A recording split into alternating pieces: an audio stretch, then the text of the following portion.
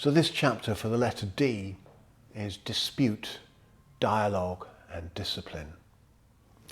Now, when difficult meanings arise in our brains, we can interrupt their flow. This is pattern interruption, and we've talked about this before, particularly in SD1. Ask yourself, ask these narratives from a place of your witness self. Are these meanings that your brain is coming up with actually true? Are they expressions of old conditioning? It's much, much harder to interrupt pre-verbal visceral drives than it is internal dialogue. But you will eventually be able to do it. When a mood comes over you and you feel stuck, you feel like you have to lash out, you feel like you have to break something in the world, eventually from the place of the observing or witness self, the PFC, you'll be able to ask, is this mood a choice, or is it driven by early years patterns, early years adversity? You can then eventually choose to do something differently. You are way more powerful than you think, I promise you. Now, when you have old patterns come up, dispute them. Are these old patterns and meanings actually the truth? Then dialogue. What else is possible? What else can I imagine? What else could I choose? Dispute, dialogue, and now comes discipline. Because discipline is the art of finding awareness. Because only in awareness can patterns be fully seen, fully disputed, engaged in, and create alternative possibilities through dialogue and eventually transformed. Discipline is freedom. Discipline is freedom. Because only in awareness space can wise choice making occur.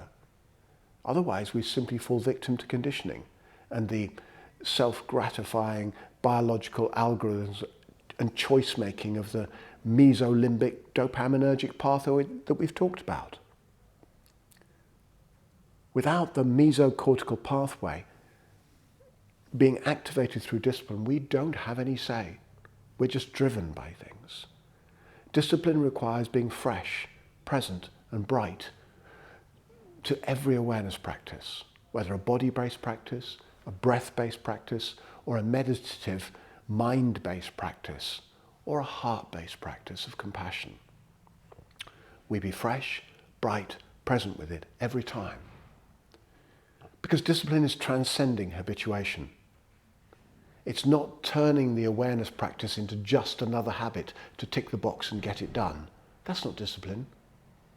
We use habit creation to craft space and time for the discipline practice without turning the discipline practice into an unconscious habit that we don't properly engage with. Now, when you notice words in your mind's narratives and meaning making like never, always, impossible, then you know that these globalizations are inaccurate. Dispute them. Dialogue. Ask. Really? Never? Really? Always? Really? Impossible? Really? What else is true? Deconstruct the belief. Now, repeatedly deconstructed, the neural patterns that hold it in place are being dismantled.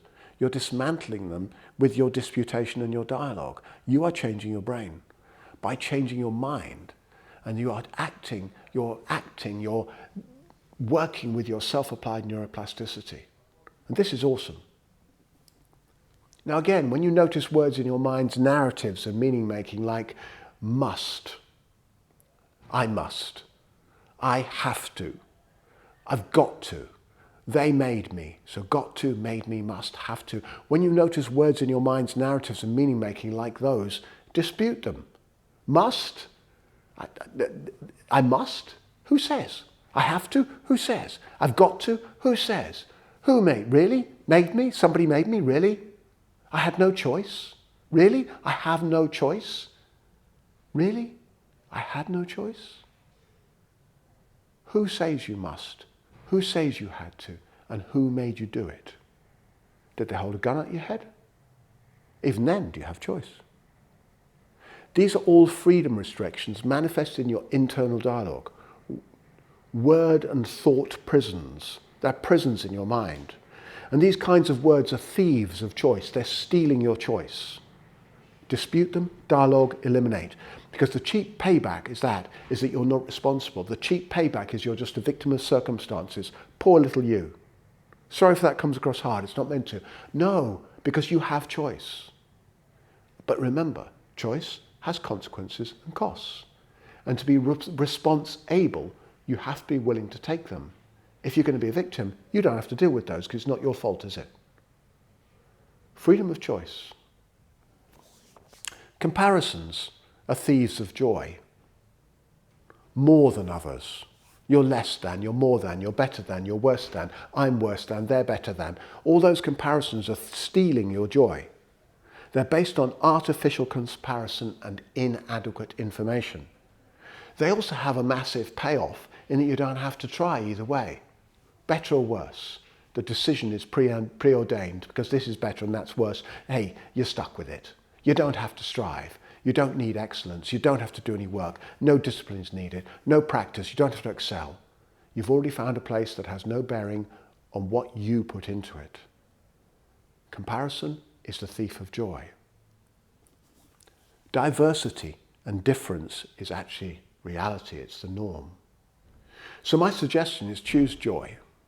Delete comparisons. Choose joy and savor each and every moment. Choose gratitude for whatever's arising and strive to be the very, very best version of yourself that you can be for no other reason than you can, and you can. Then see what transpires. No longer do we have to. We choose to. We choose to.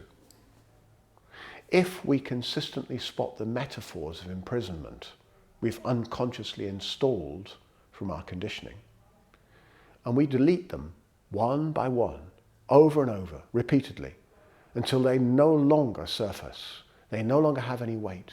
They no longer have any visceral residue. They don't move us. And until we accept our power of choice.